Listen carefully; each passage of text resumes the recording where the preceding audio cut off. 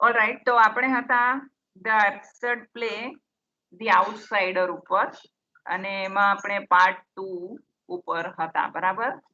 તો part 2 start કરું છું. પાર્ટ 1 માં જે એન્ડિંગમાં આપણે ડિસ્કસ કર્યું હતું, let us recall first of all. He does not divulge. He means here Mersol. Mersol does not divulge to the reader any specific reason for this act. એટલે કે મરસોએ એવું કોઈ કારણ છતું જ ન થવા દીધું આપણા જેવા રીડર્સના માટે કે એણે શા માટે પેલા આરબને રિવોલ્વરની ગોળીઓ ઝીંકી દીધી. ઓર વોટ હી ફીલ્સ, એણે એ પણ છતું ન થવા દીધું કે એ શું ફીલ કરે છે એના માટે, અધર દેન બીંગ બોધર્ડ બાય ધ હીટ. અને આશ્ચર્યની વાત તો એ છે કે એને એવો બતાવ્યો રિવોલ્વરની ગોળી ધરબી દીધા પછી કે જાણે કે એને ફક્ત પેલા સનસ્ટ્રોકની ચિંતા હતી, કે જે સૂર્ય ગરમી આપી રહ્યો હતો એનાથી એને ચિંતા હતી, કારણ કે એને વધારે પરસેવો વળી રહ્યો હતો. એન ઇન્ટેન્સલી બ્રાઇટ સનલાઇટ, બહુ જ તાપ લાગી રહ્યો હતો એને. તો આ શું દર્શાવે છે કે એક એબ્સર્ડ પ્લેના જે કેરેક્ટરની કેરેક્ટરિસ્ટિક્સ હોવી જોઈએ તે અહીં દર્શાવે છે કે એને બીજા વ્યક્તિ પ્રત્યે એવી કોઈ ફિલિંગ્સ નથી. જે વ્યક્તિ એની ગોળીના લીધે મૃત્યુ પામ્યો, તો એમાં એ નથી છતું થવા દેતો કે એને કોઈ પસ્તાવો થાય છે કે કેમ કે એના હાથમાંથી ગોળી છૂટી ગઈ છે. તો એ ફિલિંગ્સ એનામાં અહીં નથી બતાવવા દીધી. એને એવી કોઈ ફિલિંગ્સ આવી કે કેમ, એ રીઝન શું, કારણ કે આરબને શા માટે એને મારી નાખ્યો, એનું કોઈ કારણ એને જાતે છતું થવા દીધું નથી. તો અહીં આપણે હતા લાસ્ટ ટાઈમ, અને હવે સ્ટાર્ટ કરીએ છે. Because this play has been divided into only 2 parts. આપણે જાણીએ છીએ કે એબ્સર્ડ પ્લે મોટે ભાગે બહુ ઓછા પાર્ટ્સ ની અંદર કે એક્ટ્સ ની અંદર વહેંચાયેલા હોય છે. મિનિમમ પાર્ટ્સ કે પ્લે એક્ટ્સ હોય છે. So this is the last part of the play. Marceau is now incarcerated. That means કે એ હવે એવા પ્રકારનો થયેલો છે કે એને કોઈ જ પડી નથી, એનાથી ખૂન પણ થઈ ગયેલું છે કે without any feelings. His general detachment and ability to adapt to any external circumstance seem to make living in prison tolerable, especially after he gets used to the idea of being restricted and unable to have sex with Mary. Though he does realize at one point that he has been unknowingly talking to himself for a number of days. અહીં એવો ઇનડિફરન્ટ જણાય છે, એને jail થઈ જાય છે આરબને મારી નાખ્યા બાદ. તો એનું જે જનરલ ડિટેચમેન્ટ છે અને જે એબિલિટી છે કે ભાઈ ટુ અડેપ્ટ ટુ એની એક્સટર્નલ સર્કમસ્ટન્સ, કોઈ પણ બાહ્ય પરિણામ જે આવ્યું તેના માટે જે અટેચમેન્ટ હોવું જોઈએ તેની એને કશી પડેલી નથી. જેલમાં પણ એવું ફિલિંગ નથી કરતો, એને કોઈ પડેલી નથી કે એ જેલની અંદર છે. સીમ to make living in prison tolerable, એને તો પ્રિઝનમાં પણ જાણે કે ટોલરેબલ સિચ્યુએશન છે. especially after he gets used to the idea of being restricted. ખાસ કરીને એ ટેવાઈ ગયો છે કે now he is unable to do everything with Mary or whatever. એના જે ફ્રેન્ડ્સ હતા તેની સાથે વાત નહીં કરી શકે, કે આવી એની પરિસ્થિતિ આવી ચૂકી હોવા છતાં પણ એ ફિલિંગલેસ છે ને કશી જ પડેલી નથી કે એ જેલમાં છે. પણ he does realize, એક વસ્તુ એની સાથે જરૂર થાય છે. He does realize at one point, એક point એવો છે, that he has been unknowingly talking to himself. એને એટલું ભાન થઈ ગયું છે કે મારાથી હવે બડબડ થયા કરે છે. એટલે કે એ વ્યક્તિ હવે જેલની અંદર ટોકિંગ ટુ હિમસેલ્ફ, કશેક એને એકલો એ બોલ કરતો બતાવ્યો છે. તો એનું એને સેન્સ છે કે મારાથી એકલા બોલતા રહેવાય છે. For a number of days, એકલો એ જેલમાં એકલો જ બોલતો રહે છે. ફોર ઓલમોસ્ટ અ યર, એક વર્ષ જેવું લગભગ વીતી ગયું.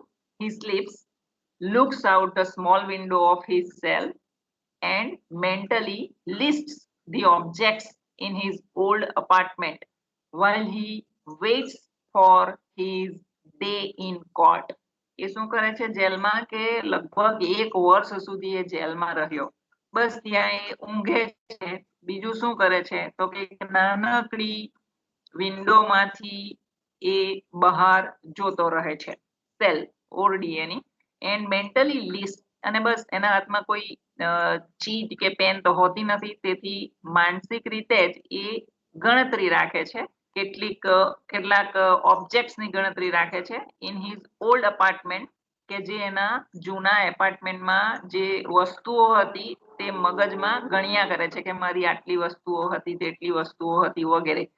while he waits for his day in court, પણ એ કરતો શું હોય છે અંતે એ જેલની અંદર, તો he waits for his day in court, કે કયા દિવસે મને કોર્ટમાં લઈ જવામાં આવે અને કયા દિવસે મને પનિશમેન્ટ આપવામાં આવે છે. તો તેની જ ફક્ત એ વેઇટ કરતો રહે છે. Mersault never denies that he killed the Arab. પાછો એ એવા પ્રકારનો માણસ છે કે એ કદી ના નથી પાડતો કે આરબને મેં નથી માર્યો એમ. એ તો હા પાડે છે, સ્વીકારે છે કે હા આરબને મેં જ મારી નાખ્યો છે. તો એટ હિઝ ટ્રાયલ, જ્યારે એનો વારો આવ્યો, કોર્ટમાં કેસ થયો ત્યારે, કોર્ટમાં કેસ તો જ્યારે એ જેલમાં લઈ જવાયો હશે ત્યારનો જ થયો હશે, પણ trial, the day of trial means કે એની જ્યારે ડેટ આવી હશે કોર્ટમાં લઈ જવાયો હશે તે દિવસની વાત. The prosecuting attorney focuses more on Mersault's inability or unwillingness to cry at his mother's funeral than on the details of the murder. તો જે ત્યાંના વકીલ જે હતા, પ્રોસિક્યુટિંગ એટર્ની એમ શબ્દ લખ્યો છે, જે સરકારી વકીલ હશે, તે શું ફોકસ કરે છે ખબર છે? એ એમ ફોકસ કરે છે કે એની પોતાની મધર જ્યારે મૃત્યુ પામી, ફ્યુનરલ ડે જે દિવસે હતો તે દિવસે પણ આ માણસ રડ્યો નથી, એને રડવાની ઈચ્છા પણ નથી થઈ, અને એ રડી શકે તેમ પણ નથી. શબ્દો પણ કેવા લખાયા છે? ઇનેબિલિટી ઓર અનવિલિંગનેસ ટુ ક્રાય, છે ને, એની રડવાની કોઈ મરજી પણ નથી, એને રડવું જ નથી એની મધરના ફ્યુનરલ ઉપર. તો એ માણસ કેવો હોઈ શકે? એટલે કે વકીલ આ દલીલ શું કામ કરે છે? એની પર્સનલ મેટરમાં જઈને વકીલ શું કામ આવી દલીલ કરી શકે? તો એ બતાવવા ઈચ્છી શકે કે આ માણસ રાક્ષસી ટાઈપનો છે, કે જેની પોતાની મધર ગુજરી ગઈ હોય તે દિવસે રડવા તૈયાર નથી, એ માણસ રાક્ષસ છે એવું સાબિત કરવા માટે વકીલ આ દલીલ લઈને ત્યાં આગળ બોલે છે કોર્ટની અંદર. He portrays Mersault's quietness, છે ને, પોર્ટ્રેઝ એટલે ચિત્રણ કરવું. કોર્ટમાં જાણે કે મર્સોને પોર્ટ્રે કરવાની કોશિશ કરે છે અને એવો ચિતરવાની કોશિશ કરે છે કે જુઓ એમની ક્વાઇટનેસ તો જુઓ કેવી છે, એ કેટલો શાંત ચૂપ છે અત્યારે, કે બિલકુલ પણ બોલતો નથી. એટલે કે એને કહીએ ને કે એને એક શબ્દ વપરાય છે સાયલન્ટ કિલર, કે જેનામાં કોઈ ફિલિંગનેસ નથી હોતી, તેવા પ્રકારનો કિલર એને સાબિત કરવા મથે છે. એટલે એની શાંતિ ઉપર પણ એ પોઈન્ટ આઉટ કરે છે વકીલ. and passivity as demonstrating his criminality and lack of remorse, and denounces Mersault as a soulless monster who deserves to die for his crime, છે ને. અને એમ પણ વકીલ જાણે કે સાબિત કરવાની કોશિશ કરે છે કે એ માણસ soulless monster છે, આત્મા વિનાનો રાક્ષસ છે, who deserves to die for his crime, કે જેને ફાંસીની સજા કે એવી મોતની, મૃત્યુની સજા થવી જ જોઈએ એણે જે ક્રાઇમ કર્યો છે તેના માટે. તો આવી દલીલો કરીને વકીલ કોર્ટમાં કેસ આગળ ધરે છે. ટુ ધ રીડર, પછી જે અંડરલાઈન કરી રાખ્યું છે, as I said you before, કે જ્યાં જે અંડરલાઈન કરેલું છે એ ખાસ આપણે મટીરિયલ અપ્લાય કરતી વખતે લખવાનું હોય છે. કે to the reader, Mersault acknowledges that he has never felt regret for any of his actions. એણે કદી પણ અત્યાર સુધી લાઈફમાં જે કંઈ પણ કાર્ય કર્યું તેની પાછળ કદી પણ પસ્તાવો કર્યો નથી. નો રિગ્રેટ, કદી પશ્ચાતાપ કર્યો નથી. તો એ જે રીતે બિહેવ કરે છે ને કોર્ટમાં, એકદમ ચૂપચાપ ઊભો છે, એ બિહેવિયરથી આપણા જેવા રીડર્સને એટલે કે જ્યારે આપણે આ પ્લે વાંચીએ ત્યારે ડિસ્ક્રિપ્શન પણ એ રીતે કરેલું હોય છે કે રીડર્સને પણ એવું લીડ કરી દે કે આ માણસને કોઈ પરવા નથી, એને કોઈ પશ્ચાતાપ નથી અગર એને ખૂન પણ કર્યું છે તો. એ પ્રકારનું કેરેક્ટરાઇઝેશન મર્સોનું થયેલું છે. હી સેઝ, એ એમ કહે છે, he has always been too absorbed in the present moment. એને શું કહ્યું છે કે એ હંમેશા છે ને કોઈને કોઈ બાબતમાં વધારે પડતો એબ્ઝોર્બ્ડ ગળાડૂબ રહે છે. અને અત્યારે પણ એ ગળાડૂબ જ છે કે કોર્ટમાં કેસ ચાલી રહ્યો છે, બસ ગળાડૂબ જ છે, એમાંથી એ બહાર જ નથી આવતો. એ કેસ ચાલી રહ્યો છે, ધેટ્સ ઓલ. એટલો ગળાડૂબ છે કે બસ ચૂપચાપ ઊભો રહીને એ જોઈ રહ્યો છે કે કોર્ટમાં કેસ ચાલુ છે. તો એ રીતે એ બિહેવ કરે છે. Although several of Mercer's friends testify on his behalf, જો કે એના કેટલાક ફ્રેન્ડ્સ હતા તે એના ફેવરમાં સાબિતીઓ આપે છે એને કદાચ છોડાવવા માટે. એન્ડ હિઝ એટર્ની ટેલ્સ, અને એનો જે પોતાનો વકીલ હતો તે કહે છે, him the sentence will likely be light. એટલે કે કેટલાક જે એના ફ્રેન્ડ્સ હતા જે એને બચાવવા માંગતા હતા તો એને કંઈક સારો ચિતરવાની કોશિશ કરતા હતા અને એનો વકીલ એને લાઇટ સેન્ટન્સ મળે, પનિશમેન્ટ મળે તેવી કોશિશમાં હતા.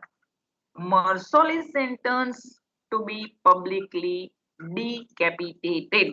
પણ અંતે થાય છે શું કે એને જાહેરમાં મૃત્યુદંડની સજા કરવામાં આવે છે. બધા જ સાબિતીઓ એનાથી વિરુદ્ધ જાય છે.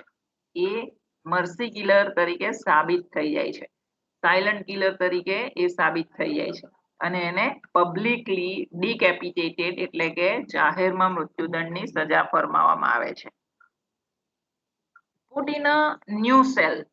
એને હવે જે માણસને એ રીતની સજા થઈ હોય કે ફાંસીની સજા સમજો કે પબ્લિકમાં એને મારી નાખવાની સજા સમજો, તો જે આરેથી એને સજા સંભળાવવામાં આવે તો આપણું જનરલ નોલેજ એવું કહે છે કે એ લોકોને પછી બીજી ઓરડી આપી દેવામાં આવે છે જેને ફાંસીની સજા થઈ હોય કે આ લોકોની જે રીતની પણ મૃત્યુ આપવાની રીત હશે તે પ્રકારનો પણ મૃત્યુદંડ જેને થયો હોય તેને નવી ઓરડી આપવામાં આવતી હોય છે. So put in a new cell, Mercer obsesses over his impending doom and appeal and tries to imagine some way in which he can escape his fate. તો થોડો કે ઓબ્સેસ થયો છે આ બધા વિચારોથી કે એને મૃત્યુદંડ આપવામાં આવ્યો. એના માથા ઉપર જે તોળાતું ડેથ છે, ડૂમ એટલે ડેથ અને ઇમ્પેન્ડિંગ એટલે માથા ઉપર તોળાતું, જેનું એને સેન્સ છે કે મારું મૃત્યુ નિશ્ચિત છે. એન્ડ અપીલ, કેટલીક વખતે અપીલમાં પણ ઓબ્સેસિવ થાય છે. ઓબ્સેસિવ એટલે કે વધારે પડતા વિચારો આવી જવા. તો appeal and tries to imagine, એ શું કરે છે એવા પ્રકારની અપીલ કરે છે, એવા પ્રકારની કોશિશ કરે છે. કેવા પ્રકારનું તો કે ટુ ઇમેજિન, કલ્પના કરવા લાગી જાય છે. સમ વે, અમુક રીતે કલ્પના કરવા લાગી જાય છે કે ઇન વિચ, જેમાં he can escape his fate, એનું જે આ નસીબ છે તેમાંથી કદાચ એ પલાયન થઈ શકે. એટલે હવે એનું નસીબ શું બંધાઈ ગયું છે કે એને માની લો કે કાલે એને ફાંસીએ લટકાવી દેવાનો છે યા તો જાહેરમાં એને ગોળીએ ધરબી દેવાનો છે. આ એનું નસીબ થઈ ગયું, એનું ફેટ થઈ ગયું, બરાબર. તો એને એ વિશે વિચારવું જ નથી. એને આ જે એનું ફેટ છે કે એને મૃત્યુદંડ જે દિવસે થવાનો છે તેમાંથી, એના વિચારોમાંથી એ એસ્કેપ થવા માંગે છે, ભાગી છૂટવા માંગે છે. જેલમાંથી નહીં, બલકે વિચારોમાંથી. Okay. He repeatedly refuses to see the prison chaplain. એ શું કરે છે બીજું, એને કોઈ જેલની ઓરડીમાંથી નથી ભાગી જવું. એને તો બસ એવા વિચારોમાં બંધાઈ જવું છે કે એ એનું મૃત્યુ કયા દિવસે છે તે ભૂલી જાય, એને કયા દિવસે પનિશમેન્ટ આપવામાં આવે છે તે ભૂલી શકે. એની કોશિશ આવી રહે છે અને વારંવાર એ પેલા ચેપ્લેનને ના પાડે છે પ્રિઝનમાં આવવાની. ચેપ્લેન ધેટ મીન્સ કે એક એવો પાદરી કે જેને પણ મૃત્યુદંડ થયો હોય ને તેમને સમજાવવા આવતા હોય છે આગલા દિવસો દરમિયાન કે ભાઈ તું ભગવાનને યાદ કરી લે, તું પ્રાર્થના કરી લે, તારે પશ્ચાતાપ કરી લેવાનો છે કે કાલે તને જે મૃત્યુ થવાનું છે તો તે જે કૃત્ય કર્યું છે તેમાંથી ભગવાન તને માફ કરે. એવી રીતે સારું સારું આ પાદરી લોકો એ લોકોને સમજાવતા હોય છે. આ એક પ્રકારની સિસ્ટમ હોય છે જેલોમાં, તે આપણે બધા જાણીએ છીએ. But one day the chaplain visits him anyway. એક દિવસ ચેપ્લેને પણ કોઈક ચાતુર્ય કર્યું કે આ વ્યક્તિ મારી વાતો સાંભળવા ના પાડે છે, પણ મારે એને મળવું તો છે જ કોઈ પણ રીતે. ઘણી વખત એને મને કાઢ્યો છે, પણ મારે એને ફરી મળવું છે કે જેથી એ બિચારો કોઈ પશ્ચાતાપ કરી લે. તો એ કોઈ પણ રીતે કોશિશ કરે છે અને એને મળી શકે છે. મરસો says he does not believe in God. અને તે દિવસે મરસો એને મોં પર સંભળાવી દે છે કે ભાઈ I don't believe in God. હું ભગવાનમાં માનતો નથી. and is not even interested in the subject. અને હું તમે જે વિષય પર વાત કરવા અહીં આવ્યા છો ને એ વિષયમાં પણ રસ નથી ધરાવતો. તમે જે મને ધાર્મિક બાબતો અહીં સંભળાવવા માટે આવ્યા છો એ પણ મારે સાંભળવી નથી. But the chaplain persist. પણ પાદરી જે છે એ એને પીછો પકડી જ રાખે છે. કારણ કે જે લોકો ધર્મગુરુઓ હોય છે એ થોડું એ લોકોના જ્ઞાનમાં કંઈક વધારે પડતા આગળ હોય છે કે આ માણસ નફટાઈ કરી રહ્યો છે, એને સેન્સ નથી, એનું મૃત્યુ થવાનું છે તો એનો આત્મા ક્યાં જશે વગેરે વગેરે. તો એ લોકો ઇન્સિસ્ટ કરતા હોય છે કે તમારે સાંભળવું જોઈએ. તો but the chaplain persist in trying to lead Marceau away from atheism. એ શું કરે છે કે એ મરસોને લીડ કરે છે. અને શેમાં લીડ કરે છે? મરસો એક એથિસ્ટ હતો, નાસ્તિક, બરાબર. અને પેલો જે ચેપ્લેન છે એ કોશિશ કરે છે કે એને નાસ્તિકમાંથી હું છેલ્લે છેલ્લે આસ્તિક બનાવી દઉં, છેલ્લે છેલ્લે ભગવાનમાં માને, ભગવાનની માફી માંગી લે તો એ કદાચ એનો આત્મા કદાચ સારી દિશાએ જાય એવું સમજે છે ચેપ્લેન. તેથી એ ત્યાંથી હટતા નથી અને પરસિસ્ટ કરી રાખે છે, એને સમજવાની કોશિશ ચાલુ રાખે છે. ઓર પરહેપ્સ મોર પ્રિસાઇઝલી એથેઇઝમ, એ જે નાસ્તિકવાદમાં માને છે મરસો, એમાંથી એને બહાર કાઢવા માંગે છે છેલ્લે છેલ્લે. The chaplain believes Marceau's appeal will succeed in getting him released from prison. ચેપ્લેન એમ પણ માને છે કે મરસોલ જો અપીલ કરે, છેલ્લે છેલ્લે જો એવી અપીલ કરે કોર્ટને કે એને દયા કરવામાં આવે, એક દયાની અપીલ કરવામાં આવે તો તેમની જે સજા હોય છે તેને આજીવન કેદમાં પણ ફેરવી શકાય તેમ છે. તો ચેપ્લેન એવું માને છે, એને એ પણ સમજાવવા માંગે છે કે કાશ આ મરસોલ અપીલ કરે તો એ સક્સેસફુલ નીવડી શકે તેમ છે in getting him released from prison. અને એને અંતે જો એ સારું બિહેવિયર કરે તેવો માણસ છે તો એને અંતે કદાચ વૃદ્ધાવસ્થામાં રિલીઝ પણ કરી શકે આ court. But says such an outcome will not get rid of his feelings of guilt or fix his relationship with God. પણ કહે છે કે such an outcome, પણ જે મરસોલ છે તે શું કહે છે કે such an outcome, આવા પ્રકારનું સોરી મરસોલ નહીં, હા ચેપ્લેન એને સમજાવતા હતા ને, તો એ એમ કહે છે કે જો અપીલ કરે તો આ કોર્ટ એને રિલીઝ કરી શકે તેમ છે પ્રિઝનમાંથી. પણ હા એક વસ્તુ સ્વીકારે છે ચેપ્લેન, બટ સેઝ એમ કહ્યું છે ને, તેથી such an outcome, આવા પ્રકારનું જે પરિણામ છે ને કે ધારો કે એને જેલમાંથી એને અપીલ કરવાથી, દયાની અરજી સાંભળી લેવાથી કદાચ એને છુટકારો આપી દે, એવા પ્રકારનું જે પરિણામ આવે તો તે પણ એને એની જે ફિલિંગ્સ ઓફ ગિલ્ટ છે, એનો આત્મા જે ગિલ્ટ કરે છે કે મારાથી કોઈનું ખૂન થઈ ગયું છે, એમાંથી એ છુટકારો તો મેળવી શકે તેમ છે જ નહીં. Or fix his relationship with God, અથવા તો એ આજ સુધી નાસ્તિક રહ્યો તો એ જો જેલમાંથી છૂટી જાય તો એ કઈ ગોડમાં માનતો જ થઈ જાય એવું પણ નથી. એટલે આવી બંને તરફની વાત ચેપ્લેન તેને કરે છે.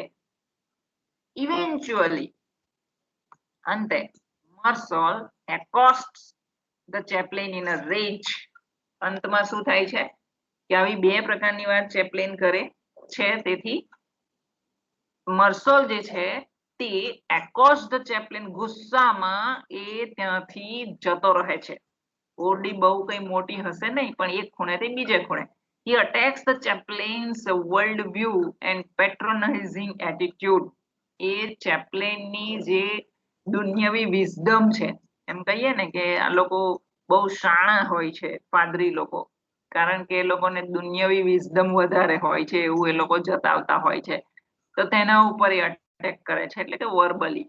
એન્ડ પેટ્રોનાઇઝિંગ એટીટ્યુડ, જાણે કે એનો પિતા હોય વડીલ હોય તે રીતે જે વલણ દાખવે છે ને એની સામે. And asserts that in confronting the certainty of the nearness of his death, અને અટેકમાં એ વર્બલ અટેક કરે છે, મીન્સ કે શબ્દોથી એને સંભળાવે છે.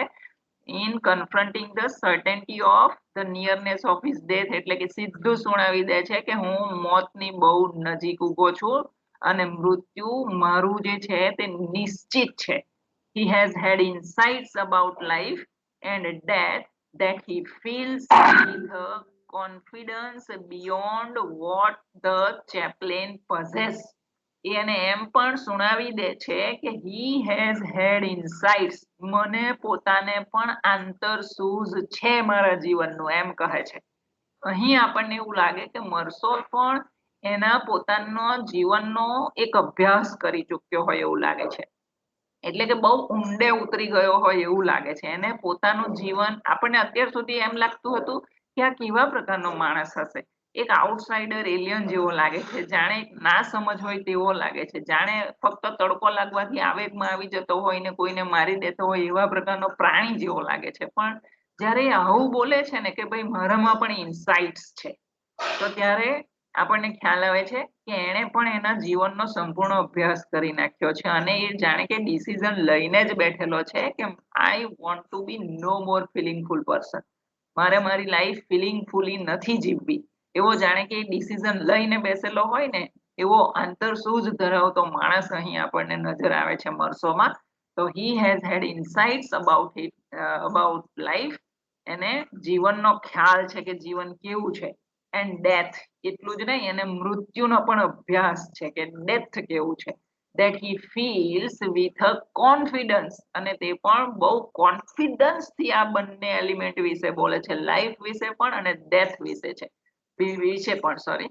અને બિયોન્ડ વોટ ધ ચેપ્લેન પોસેસીસ, અને એટલું બધું એ બોલે છે કે તો ચેપ્લેનમાં જે એક પોઝેશન તરીકે જે વિઝડમ છે ને, ચેપ્લેનમાં જે ડહાપણ છે એનાથી પણ વધારે બોલે છે. એટલે અહીં આપણને એનું ડહાપણ વધી જતું નજર આવે છે.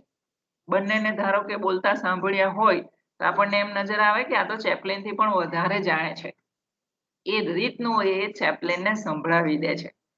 He says that although what we say or do or feel, see, I repeat, he says that, એક જ મિનિટ, હા, okay, he says that મરસો એમ કહે છે કે although what we say or do or feel can cause our death, આપણે કહીએ ગમે તે, કરીએ ગમે તે, અથવા તો ફીલ પણ ગમે તે કરીએ ને, can cause our death, death તો થવાનું છે, થવાનું છે ને થવાનું જ છે.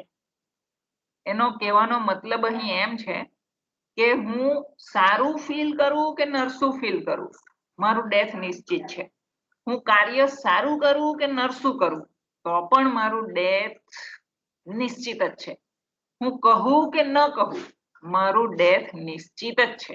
એટલે જીવનમાં હું કોઈ પણ રીતે બિહેવ કરતે ને, માની લો કે હું એક સારો બનીને પણ બિહેવ કરતે, આરબનું હું આ રીતે મર્ડર ન કરી દેતે તો પણ મારું ડેથ નિશ્ચિત હતું.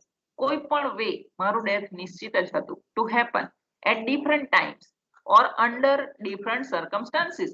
આ સમયે નહીં તો કોઈ બીજા સમયે, માની લો કે આજે મને ડેથ સેન્ટન્સ ના મળી હોત તો લગભગ હું 50 વર્ષ વધારે જીવ્યો હોત અને તે સમયે પણ મારું મૃત્યુ નિશ્ચિત હતું. તો એટ ડિફરન્ટ ટાઈમ્સ, આ સમય નહીં તો બીજા સમયે, ઓર અંડર ડિફરન્ટ સર્કમસ્ટન્સીસ. કદાચ આજે જે મારું સર્કમસ્ટન્સીસ છે, આજે જે મારી સિચ્યુએશન્સ છે એનાથી કોઈ બીજી સિચ્યુએશન હોત તો તેમાં શું થઈ ગયું, ડેથ તો ત્યારે પણ હતું જ અને આજે પણ છે જ. none of those things can change the fact. એ બધી જ બાબતો એ એક હકીકતને ચેન્જ કરી શકે તેમ નથી કે we are all condemned to die one day. આપણે બધા જ એક દિવસ મૃત્યુ પામવાના છે. એ ફેક્ટને કોઈ પણ તમારી આ બાબત ચેન્જ કરી શકે તેમ નથી. So nothing ultimately matters. તેથી એ સંભળાવી દે છે કે અહીં તમે સાંભળી લો કે અલ્ટિમેટલી નથિંગ મેટર્સ. મારે કોઈ પડેલી નથી. તમે અહીંથી જતા રહો. હું કોઈ પશ્ચાતાપ નથી કરવાનો. તમે મને સાંભળી લીધો. That's all. After the chaplain leaves, આટલું પણ કોઈ વ્યક્તિ અગર સાંભળી જાય ને તો સ્વાભાવિક છે બધાને સમજ પડી જાય કે આ તો મારાથી પણ વધારે સમજેલો લાગે છે. હવે મારા સમજાવવાથી કંઈ સમજવાનો લાગતો નથી તો ચેપ્લેન પણ ચૂપચાપ ત્યાંથી પસાર થઈ જવાની કોશિશ કરે છે અને એ લીવ્સ છોડી દે છે જગ્યા. આફ્ટર ધ ચેપ્લેન લીવ્સ, જ્યારે ચેપ્લેન જતા રહે છે, Mercer finds some comfort in thinking about the parallels between his situation and how he thinks his mother must have felt when she was surrounded by death and slowly dying at the retirement home. એના જતા રહ્યા પછી મરસો શું કરે છે તો એને શાંતિ લાગે છે કે હાસ પેલો જતો રહ્યો. In thinking about the parallels, હવે થોડુંક પેરેલલ વિચારે છે કોની વચ્ચે? Between his situation and how he thinks his mother must have felt. એની જે પોતાની સિચ્યુએશન છે તે અને જે સમયે એની પોતાની મધર મૃત્યુ શૈયા ઉપર હશે, એનું મૃત્યુ જ્યારે નજીક હશે ત્યારે તે શું વિચારતી હશે. એનું કુદરતી મોત હતું, આનું કુદરતી નથી, કૃત્રિમ મોત છે. બરાબર? આનું આર્ટિફિશિયલ છે, જ્યારે મેનમેડ છે, જ્યારે એની મધરનું હતું નેચરલ. Unnatural natural. તો બંનેની પરિસ્થિતિ એને પેરેલલ કરીને એ વિચારમાં પડે છે કે I am waiting for death and she could not know about her death. આ બંનેને પેરેલલ એ વિચારે છે જ્યારે ચેપ્લેન જતા રહે છે. Yelling at the chaplain had emptied him.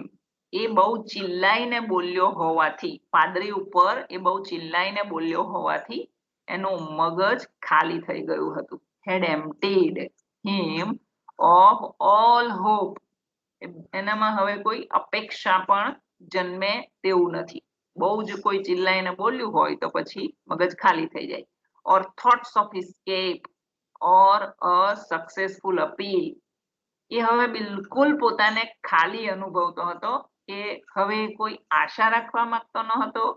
હવે કોઈ બીજા વિચારમાં ડૂબી જઈને એના ડેથના વિચારમાંથી એ એસ્કેપિઝમ પર જવા માંગતો નહોતો અને કોઈ સક્સેસફુલ અપીલ પણ કરવા માંગતો ન હતો. એટલું એનું મગજ ખાલી થઈ ગયું, એમ્પ્ટી બની ગયું, કારણ કે એણે બહુ જોરમાં ચિલ્લાઈને ચેપ્લિન સાથે વાત કરી. So he is able to open his heart to the benign indifference of the universe. તેથી શું થયું ખબર છે? He is able to open his heart. હવે તે ભગવાનની સામે એકદમ ઓપન હાર્ટ છે. એના મનમાં હવે કોઈ વિચારો રહ્યા નથી. ટુ ધ બિનાઇન, બિનાઇન એટલે કૃપાળુ, આપણે ભગવાનને કહીએ છીએ કૃપાળુ. બરાબર? ઇનડિફરન્સ ઓફ ધ યુનિવર્સ, આ વિશ્વના જે ઇનડિફરન્સ હોય છે, કૃપાળુ ભગવાન. After which he decides that he has been and still is happy. એ હવે એમ ફીલ કરે છે કે હું હવે ચૂપ છું, શાંત છું અને હેપી છું. એટલે એમ સમજો કે એક માણસ ડેથ બેડ ઉપર છે અને એ હેપી ફીલ કરે છે પોતાને. એટલે કેટલો ઇન્ડિફરન્ટ માણસ છે આપણાથી, રેગ્યુલર જે માણસો હોય છે તેમનાથી કેટલો ઇનડિફરન્ટ કેરેક્ટર છે આ માણસ. એ હેપીનેસ ફીલ કરે છે. His final assertion is that a large hateful crowd at his execution will end his loneliness and bring everything to a consummate end. એનું ફાઇનલ એસર્શન જે છે ને એ એક્સેપ્ટ કરી લે છે કે હા હું પબ્લિકમાં મરીશ. એસર્શન એણે પોતાને એસર્ટ કરી દીધો છે કે ભલે મારું આ લોકો મૃત્યુ ઈચ્છે છે તો થાય, હું મારી બોડી એમને આપી દઈશ, જે કરવા એ લોકો ધારે તે કરી શકે છે. એણે અંતિમ એસર્શન આપી દીધું છે કે ગવર્મેન્ટે જે કરવું હોય તે કરે, મને જે પનિશમેન્ટ મળી છે તે કરવી હોય તો કરે. તો એ જે એની સિચ્યુએશન છે, ઇઝ ધેટ અ લાર્જ, અને ત્યાં શું થાય છે, હેટફુલ ક્રાઉડ, એટલા બધા લોકો જોવા માટે ઊભા થઈ જાય છે, પબ્લિક, કે એ ક્રાઉડ હેટફુલ છે, બહુ ધિક્કારે છે આ માણસને, કારણ કે આરબનું મર્ડર કર્યું. અહીં એક વિચાર જો આપણે એટલો કરીએ ને કે આ જે ક્રાઉડ છે ને તેમાં મોબ સાયકોલોજી જોવા જેવી હોય છે, આપણે સમજવા જેવી હોય છે. ઇંગ્લિશ લિટરેચરના સ્ટુડન્ટ્સે છે ને અહીં જેની જરૂર નથી, પણ આ તો ફક્ત હું પ્લે નું પૂરું એન્ડિંગ છે એટલે ફક્ત મને યાદ આવે છે એટલે કહી રાખું છું. મોબ સાયકોલોજી એક એવી ટર્મ છે કે ટોળામાં છે ને બધાની સાયકોલોજી એક જેવી સરખી થઈ જતી હોય છે, એટલે ટોળું બહુ બૂમ બરાડા પાડી શકે છે, શક્તિ પ્રદર્શન જબરજસ્ત કરી શકે છે, પણ એકલા જો પડી જાય ને તો બિલકુલ મિની ટાઈપ બની જાય છે, બિલ્લી ટાઈપ. પણ અહીં જે હેટફુલ ક્રાઉડ છે એ લોકોએ એમ નથી વિચાર્યું કે આરબ પણ એ લોકોને મારવા માટે જ દોડ્યો હતો. અહીં આ બાબત ભૂલાઈ જાય છે, કોર્ટમાં પણ એ બાબત ભૂલાઈ ગઈ. ધારતે તો એના જે એટર્ની હતા તે એ સાબિત કરી શકતે કે જો એ નહીં મારતે ને તો આરબ કોઈને ને કોઈને તો મારતે, કારણ કે એના હાથમાં પણ નાઈફ હતું. તો એને એની જે ડેથ સેન્ટન્સ છે તેને આજીવન કેદમાં બદલી શકાય હોત, પણ એની સાથે જસ્ટિસ પણ નથી થયો. એક પ્રકારનો ઇનજસ્ટિસ તો ખરો જ, કારણ કે એનો કોઈ એવું ઓલરેડી ઓરિએન્ટેશન ન હતું, એનું કોઈ પ્લાનિંગ ન હતું એને મારવા, એટલે એ સ્વ બચાવમાં મારી ગયો એવું પણ સાબિત કરી શકાયું હોત, પણ એવું કશું જ અહીં થયું નથી. તેથી મને યાદ આવ્યું કે અહીં હેટફુલ ક્રાઉડ જે છે ને એ ફક્ત એટલું જ હોય છે કે આ માણસે મર્ડર કર્યું છે, પણ એની કઈ સિચ્યુએશનમાં એને મર્ડર કર્યું, આરબ જે હતો તે કયા સંજોગોમાં આ લોકોની પાછળ પડ્યો હતો, આરબના હાથમાં શું હતું, આરબનું ઇન્ટેન્શન શું હતું, એ કોઈ પણ વિચારતું નથી. એટલે મને યાદ આવ્યું કે મોબ સાયકોલોજી એવી હોય છે કે જે રીઝન ખોઈ બેસેલું હોય છે, તર્ક વિતર્ક ખોઈ બેસેલા હોય છે, અને બસ જે સામે સબ્જેક્ટ છે અને એનું જે ઓબ્જેક્ટ હોય છે, વિષય વસ્તુ હોય છે, તેના ઉપર તાકી બેસે છે. તો આ વ્યક્તિ એસર્ટ કરી દે છે પોતાની જાતને કે ઓકે આ લોકોએ મને મારવું હોય તો મારે. એક્ઝિક્યુશન ધેટ મીન્સ આપણે ફાંસીની સજા કહીએ કે એને કોઈ પણ રીતે પબ્લિકમાં માર્યો છે એટલે કોઈ પણ રીતે એને માર્યો હશે. તો હેટફુલ ક્રાઉડ એ લોકોને સોરી હેટફુલ જે ક્રાઉડ છે તે એને જુએ છે. Will and his loneliness. તો એ એમ માને છે કે આ જે બધા માણસો છે મને જે જોવા આવી રહ્યા છે, ભેગા થયેલા છે માણસો, મને બહુ નફરત કરે છે, તો અંતે મારો લોનલીનેસ જે છે ને તે એન્ડ થાય છે. કે અત્યાર સુધી હું જે લોનલીનેસ ફીલ કરતો હતો ને કે મારા જેવું પાત્ર એકનું એક જ છે, તો તે હવે દૂર થાય છે. And bring everything to a consummate end. અને હવે મારો અંત થઈ જશે તો મને શાંતિ થઈ જશે, બધી બાબતમાં મને હવે શાંતિ થઈ જશે. એ પ્રકારે એ પોતાને એસર્ટ કરે છે ને વિચારે છે, અને આપણે સમજી શકીએ કે અંતમાં એને પબ્લિકમાં મારી નાખવામાં આવે છે. તો એ હતી એની સ્ટોરી. હવે કેરેક્ટર્સમાં તો આપણે કેરેક્ટર્સને જે રીતે મૂલવવા હોય તે રીતે મૂલવી શકીએ છીએ. તો અહીં મટીરિયલમાં મેં નોંધી દીધું છે. મર્સોલનું જે કેરેક્ટર છે, તો અહીં જે મેઇન ફોકસ કરેલું છે તેથી ફક્ત આટલો પેરેગ્રાફ છે. બાકી કેરેક્ટરાઇઝેશન કરીએ ત્યારે આખા પ્લેમાં મર્સોલનું જે રોલ હોય છે તે બધું જ બતાવવાનું, પણ જે અહીં પેરેગ્રાફમાં છે ને તે બતાવવાનું ભૂલવાનું નથી. જેમ કે આ તો જે છે તે ફોર જનરલ નોલેજ છે કે મર્સોલ્ટ નથી બોલાતું, બલકે મર્સો બોલાય છે, પ્રોનન્સિએશન. કારણ કે એ આમ પણ ફ્રેન્ચ પ્લે હતો. આ રાઇટરે પહેલા ફ્રેન્ચ ભાષામાં લખેલો હતો અને ઇંગ્લિશની સ્પેલિંગ તેમાં મર્સોલ્ટ તરીકે લખાય છે, પણ ફ્રેન્ચ પ્લે હોવાને નાતે બધા તેને મર્સો જ કહેતા હતા, અને એનું પ્રોનન્સિએશન ફ્રેન્ચમાં પણ મર્સો જ થાય છે. તો is a French Algerian who learns of his mother's death by telegram.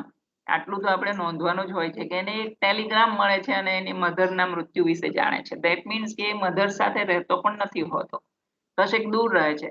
Merceau's indifference to his mother's death demonstrates some emotional detachment from his environment. તો આ તો બધું આપણે હવે સમજી ગયા કે એ થોડો ઇનડિફરન્ટ રહેતો હતો, એ શો કરે છે, આ બતાવે છે કે એને એવા કોઈ ઇમોશનલ ડિટેચમેન્ટ પણ નહોતા, એવા વાતાવરણમાં એ જાય છે તો પણ એ એવું કોઈ ડિટેચમેન્ટ પણ નથી બતાવતો વગેરે વગેરે. તો આ જે પેરેગ્રાફ છે મારો કહેવાનો મતલબ કે આટલું તો હોવું જ જોઈએ. પછી તમે શરૂઆતમાં થોડું પ્લે રાઇટ વિશે લખો, થોડા પ્લેના કેરેક્ટરિસ્ટિક્સ લખો અને વચમાં કેરેક્ટરાઇઝેશન બરાબર હોવું જોઈએ. અને કેરેક્ટરાઇઝેશન પતે એટલે એન્ડિંગ ઓફ ધ પ્લે. તો એ રીતે મટીરિયલને લંબાવવાનું હોય છે, તે રીત કહી રાખું છું, બરાબર. પછી મર્સોલ્સ મધર, જે મોટે ભાગે તો નહીં પૂછાય પણ અહીં એ કેરેક્ટર છે તેથી. અને Thomas પરેઝ was a fiance of Marsol's mother while she was in the home, એ પણ નહીં પૂછાય. Celeste is the owner of a cafe that Marsol frequents, એને મળતો હશે, મર્સોલ તે સેલેસ્ટી છે. he testifies at Marsol's trial, તો એ પણ જ્યારે કોર્ટમાં કેસ ચાલતો હોય છે ત્યારે મર્સોલના પક્ષમાં બોલવા માટે આવે છે.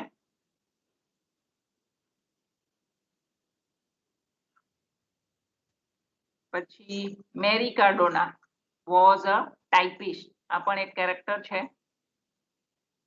સેલેમનો આપણે એના વિશે જોયું છે, એક ચિંગુસ એનો પાડોશી હોય છે, જેણે એની વાઈફના મૃત્યુ બાદ એક કૂતરો રાખેલો હોય છે, જે એને એમ કહે છે કે તારા વિશે ખરાબ ખરાબ વાતો થાય છે બહાર. એ છે સેલેમનો. પછી આ મેઇન છે રેમન્ડ સિન્ટીસ, જેણે બહુ મોટો ભાગ ભજવ્યો હોય છે. એકચ્યુઅલી એ પોતે જ પિમ્પ હોય છે, ખરાબ માણસ કે જે uses the bodies of ladies and then throw અવે, એ પ્રકારનો માણસ હોય છે જેને ઇંગ્લિશમાં પિમ્પ કહેવાય છે. તો રેમોન્ડ જે છે એ એક પ્રકારનો ભાગ ભજવી જાય છે મર્સોલને આવી રીતે મર્ડર કરાવવા પાછળ. બાકી એકચ્યુઅલ મર્ડરર તો રેમન્ડ જ કહી શકાય, કારણ કે આપણે ત્યાં છે ને જસ્ટિસ થાય ને તો રીઝન શું વર્ક કરી ગયું હોય ને તે ખાસ શોધી કાઢવામાં આવે છે કે કોણે ઉશ્કેરણી કરી છે. કારણભૂત તો રેમન્ડ બન્યો છે એકચ્યુઅલી. તો રેમન્ડને પનિશમેન્ટ થવી જોઈતી હતી, જેના બદલે આ એક નિર્દોષ માણસને થઈ જાય છે કે જે વર્લ્ડથી બિલકુલ ઇનડિફરન્ટ રહેતો હતો તે ભેરવાઈ પડે છે. અને એવા જ કારણે મર્સોલ આ વર્લ્ડને માનતો નથી. એનો તો અર્થ એક રીતે જોવા જઈએ તો એમ પણ થાય કે આ મર્સોલે એ પણ અભ્યાસ કરી દીધો છે કે હું તો આમાં બિલકુલ ઇગ્નોરન્ટ ઇનોસન્ટ છું, પણ આવી રીતે દુનિયામાં ઘટનાઓ ઘટે છે અને માણસ ભેરવાઈ જતા હોય છે, અને આવી રીતે પણ ડેથ, અને જો હું ન ભેરવાયો હોત તો તેવી રીતે પણ ડેથ. તો ઇટ્સ ઓકે એનીવે, કે અંતે મારે ડેથ તો મળવાનું હતું જ, તેથી હું એસર્ટ કરું છું પોતાની જાતને. એ પ્રકારનો સેલ્ફ લર્નેડ પર્સન હતો મર્સોલ, એમ આપણે લખી શકીએ છીએ. ક્રિટિસિઝમમાં આપણે પોતાની આર્ગ્યુમેન્ટ્સ પણ કરી શકીએ છીએ. પછી બાકીના કેરેક્ટર્સ પણ આપેલા છે નાના નાના. અહીં આરબ વિશે આપણે થોડું વાંચી લેવા. ના ઉપર જઈએ. What is the message of the stranger by Albert. આને હું થોડા ફોન્ટ્સ મોટા કરીને સમજાવવાની કોશિશ કરીશ અત્યારે.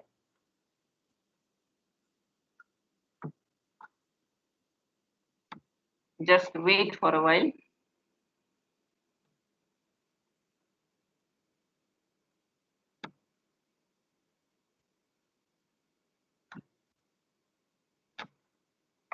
આપણને જે આ નાટકમાંથી મેસેજ મળે છે ને તે આપણે જાણી લેવું જોઈએ.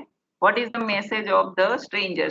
હું પહેલા પણ કહી ચૂકી છું કે આ પ્લેનું નામ પહેલા ધ સ્ટ્રેન્જર હતું, બરાબર છે, અને પછીથી અમેરિકાએ જેને એને પબ્લિશ કર્યો ત્યારે આઉટસાઇડર તરીકે કર્યો. ઇંગ્લિશમાં જ્યારે પબ્લિશ થયો ત્યારે તે આઉટસાઇડર તરીકે થયો. ધ સ્ટ્રેન્જર થીમ્સ, એનો જે થીમ્સ છે તેને લઈને આપણે એને સમજવાની કોશિશ કરીએ કે આમાં સંદેશ શું છે. Theme is a pervasive idea presented in a literary piece. બહુ વાસ્ટ આઈડિયા છે આની અંદર એક રીતે જોવા જઈએ તો, અને પાછો એબ્સર્ડ પ્લે છે, એટલે એમ સમજો કે એમણે કોઈ મેસેજ આપવાની પણ કોશિશ નથી કરી, એ સમજવા જેવું છે. Themes in the Stranger, a masterpiece of Albert Camus. હવે આની અંદર જે થીમ છે ને એમણે જે આપ્યો છે આપણને સબ્જેક્ટ મેટર, એમ કહો કે આલ્બર્ટ કેમસે તો આ ટર્મને ઉછાળવાની શરૂઆત પણ એમણે જ કરેલી હતી. આપણે આગળ જોઈ ગયા છીએ કે આલ્બર્ટ કેમસ જ એ હતા કે જેમણે એબ્સર્ડ પ્લેની ટર્મ કોઈન કરેલી હતી. તો તેથી એમણે માસ્ટરપીસ આપ્યો છે આ પ્લે લખીને. આ ધ સ્ટ્રેન્જર ને એક એવું બેસ્ટ કેરેક્ટર આપ્યું છે કે આવો પ્રકારનો માણસ હોય જે એબ્સર્ડ પ્લે હોય છે તેના કેરેક્ટર તરીકે. The novel presents the dilemma of absurdity. નોવેલમાં શું છે? એક એવું ધર્મ સંકટ છે. ડિલેમા એટલે ધર્મ સંકટ. ઓફ એબ્સર્ડિટી કે નહીં સમજી શકાય તેવું. And also demonstrates the dark sides of human nature. Absurdity તો છે જ કે આ સારો પણ છે માણસ, તો પણ એને કેમ ડેથ સેન્ટેન્સ મળી ગઈ? એને તો કશી કઈ પડેલી નથી, એ કેમ કોઈનું મર્ડર કરી જાય છે વગેરે સંદિગ્ધ રહે છે. તેથી એબ્સર્ડિટી છે. રીડર્સ ધર્મ સંકટમાં રહે છે કે આને નહીં આપવું જોઈએ, એને મારો તો પણ એ પશ્ચાતાપ કરવા તૈયાર નથી, અને નહીં મારો તો પણ એ પશ્ચાતાપ કરવા તૈયાર નથી, તો એ જેલમાં પડ્યો રહે, એમાં શું છે? તો એ ડિલેમા ઓફ એબ્સર્ડિટી આ રીડર્સ ફીલ કરી શકે છે. એન્ડ ઓલ્સો ડેમોન્સ્ટ્રેટ્સ, અને આ પ્લે બીજું શું દર્શાવે છે? The dark sides of human nature. માણસનો જે સ્વભાવ છે ને, તેનો જે કેટલોક સંતાયેલો ભાગ છે તેને શો કરવાની કોશિશ કરે છે આ નાટક. જેમ કે આ જે માણસ છે એ શું વિચારતો હશે તેની દિશામાં લઈ જાય છે. Such as indifference and insensitivity towards relationship. Human નેચરની અંદર આ બે એલિમેન્ટ પણ રહેલા હોય છે. ઇનડિફરન્સ એટલે કંઈ પણ થાય તો બેપરવાહ થઈને રહેતો માણસ એટલે ઇનડિફરન્ટ માણસ. ઇનસેન્સિટિવિટી એટલે કદી પણ કોઈ પણ બાબતમાં ફિલિંગલેસનેસ.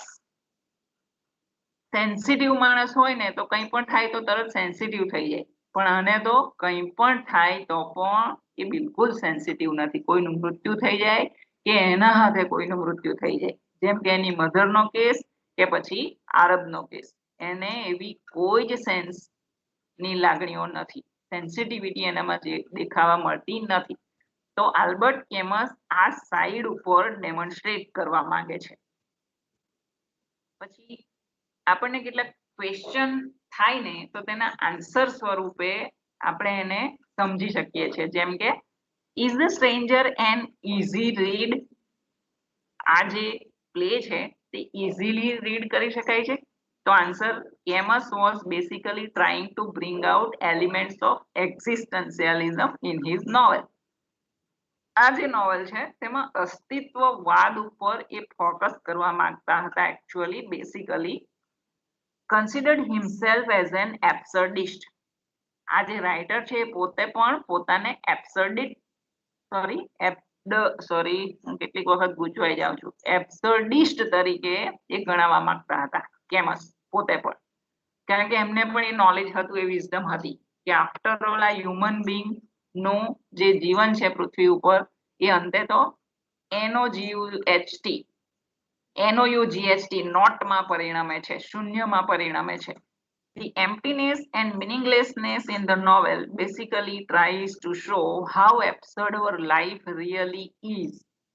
એ આ જે meaninglessness બતાવે છે, આ કેરેક્ટરના મગજમાં જે ખાલીપો બતાવે છે અંત સમયે, કે એ ચિલ્લાયો તો ખાલી થઈ ગયું એનું મગજ. તો એ ઉદાહરણો દ્વારા શું શો કરવા માંગે છે? How absurd our life really is. આપણું જે જીવન હોય છે તે કેટલું સંદિગ્ધ હોય છે. આ કેરેક્ટરને મૃત્યુ આપવામાં આવી રહ્યું છે પણ એનું મગજ ખાલી છે, વિધાઉટ એની ફિલિંગ. એને કોઈ ડર નથી, કોઈ પશ્ચાતાપ નથી, એકદમ ખાલી મગજ છે એનું. It's an easy book to read, but it's hard to really understand it. Question નો આન્સર એવી રીતે આપી શકાય. આપણે ક્વેશ્ચન લખવાનો નથી હોતો, પણ આ દલીલ કરી શકાય કે it's an easy book to read. વાંચવા માટે બહુ ઇઝી છે, પણ સમજવા માટે એ હાર્ડ છે. હું તો છે ને કોઈ પણ એબ્સર્ડ પ્લે હોય ને, એ એબ્સર્ડ પ્લેને એમ જ સમજુ છું કે ભલે એ રાઇટર લોકો એમ કહેતા હોય કે અમે કોઈ મેસેજ આપવા નથી માંગતા, પણ ખરેખર એબ્સર્ડ પ્લેમાં છે ને કોઈક ને કોઈક તો મેસેજ રહ્યો જ હોય છે. હું વારંવાર કહી ચૂકી છું કે રાઇનોસરસ નામનો એબ્સર્ડ પ્લે મને ગમ્યો છે. એમાં તો એક મેસેજ મને દેખાય જ છે કે જે ફોલો કરતા જાય છે બધા રૂલ્સને, તો અંતે તે બધા જ રાઇનોસરસમાં પરિણમી જાય છે, અને જે ઇનડિફરન્ટ બનીને રહે છે તે એ રાઇનોસરસ નથી બનતો, જાડી ચામડીનો માણસ નથી બનતો, અને એ આરામથી જીવન જીવી જાય છે. તો જેવો રાઇનોસરસમાં એ મેસેજ મને દેખાય છે, તેમ અગર કોઈ સરસ રીડર હોય તો એબ્સર્ડ પ્લેમાં પણ મેસેજ એ રીડ કરી શકે છે. અને તેથી જ અહીં લખાયું છે કે it's an easy book to read but it's hard to really understand it. કોશિશ તો રાઇટર લોકો કરે જ છે કે કોઈને સમજાય નહીં, પણ સમજી જતા હોય છે અમુક લોકો. એ પ્રકારના પ્લે હોય છે. Why is Meursault a stranger? Okay, તો બાકીનું હું વાંચવા પર છોડું છું કે સ્ટ્રેન્જર કેમ છે. જોઈએ તો થોડું આ એક છે ને ઝડપથી વાંચી જાઉં છું. Why is Meursault a stranger? એને સ્ટ્રેન્જર કેમ કહેવામાં આવ્યો છે? The Stranger by Albert Camus is a novel about Marceau and how he is a stranger to society. એને સ્ટ્રેન્જર એટલા માટે કહેવામાં આવ્યો છે કારણ કે સમાજ પ્રત્યે બિલકુલ વિચિત્ર છે, એકદમ અલગ છે, અલાયદો છે, ડિફરન્ટ છે અને ઇનડિફરન્ટ પણ છે. ઇનડિફરન્ટ એટલે કોઈનામાં પણ એને લાગણી ન હોય તેવો, ત્યારે એને ઇંગ્લિશમાં ઇનડિફરન્ટ કહે છે. Marceau is a stranger and an absurdity to society. એ એક પ્રકારનો વિચિત્ર માણસ છે કે કોઈમાં ભળે એવો લાગતો નથી કોઈને, એનામાં વિચિત્રતા દેખાય છે બધાને. અને એબ્સર્ડિટી ટુ સોસાયટી, સમાજમાં પણ એ એબ્સર્ડિટી ઊભી કરે છે કે કોઈ એને સમજી નથી શકતું. Because he does not show any emotions. કેમ એવું ઊભું થાય છે? કારણ કે કોઈ પણ પ્રકારનું ઇમોશન્સ એ બતાવતો જ નથી.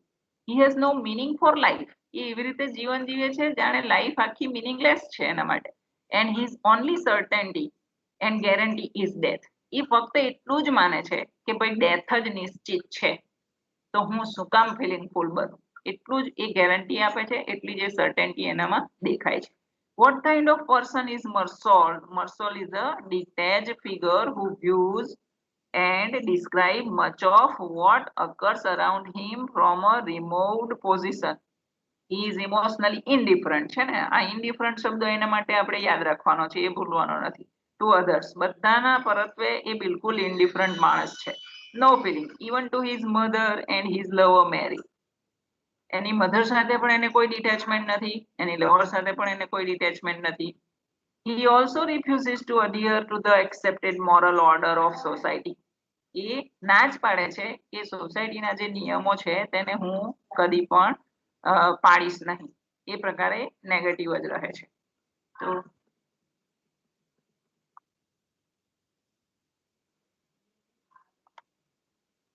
ઓકે, આ જે એનાલિસિસ છે ને એની ઉપર સ્ટ્રેન્જર શબ્દ લખ્યો છે ત્યાં સુધી હું સમજાવી રહ્યો છું, બરાબર?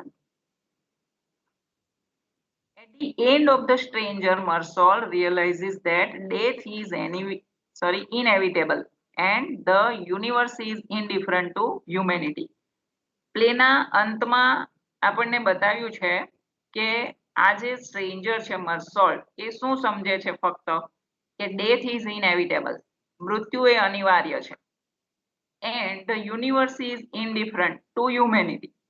એ એમ સમજે છે કે આ જે વિશ્વ છે ને એ માનવતાની સામે બિલકુલ ઇનડિફરન્ટ રહે છે.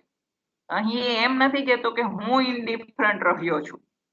એની જે સમજ શક્તિ છે તે એવી કંઈક અલગ છે, એવું કંઈ સ્ટ્રેન્જ છે કે એ એમ સમજે છે કે આ જે યુનિવર્સ છે ને તેને માનવીઓની કંઈ પડેલી નથી. See, it is also a kind of knowledge. એ દ્રષ્ટિએ જો આપણે વિચારવા જઈએ ને તો આપણને સાચું લાગે કે આ વિશ્વને કંઈ પડી નથી માનવ જીવનની. ઘણી વખત માનવ જીવન જે જીવી જાય છે, સંસ્કૃતિઓ જે મરી પરવારે છે, આ સૃષ્ટિને શું પડેલી છે, એ રીતે વિચારે છે. તેથી આ પ્રકારે લખ્યું છે કે the universe is indifferent to humanity. જ્યારે એની આસપાસના લોકો શું બોલે છે એની સામે કે આ માણસ ઇનડિફરન્ટ છે આ યુનિવર્સમાં, આ વર્લ્ડમાં. આ માણસ પોતે આપણને ઇનડિફરન્ટ લાગે છે, પણ એ માણસ પોતે યુનિવર્સને જ ઇનડિફરન્ટ ગણે છે.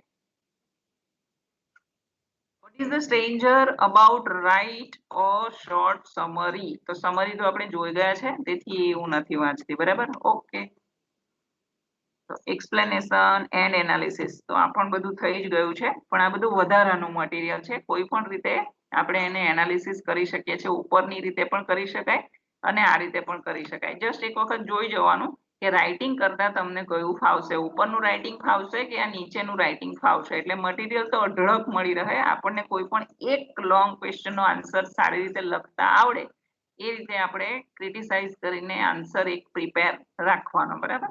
એટલે આ બધા એક્સ્ટ્રા મટીરિયલ છે જે એક વખત ફક્ત જોઈ જવું. કોઈ એકાદ સેન્ટેન્સ આપણને એવું લાગે કે આ મારે નોંધવું છે તો તેમાંથી નોંધી લેવાનું, બાકી છોડી દેવાનું. ઓકે દેન, તો આપણે ફરીથી આવતીકાલે મળીએ.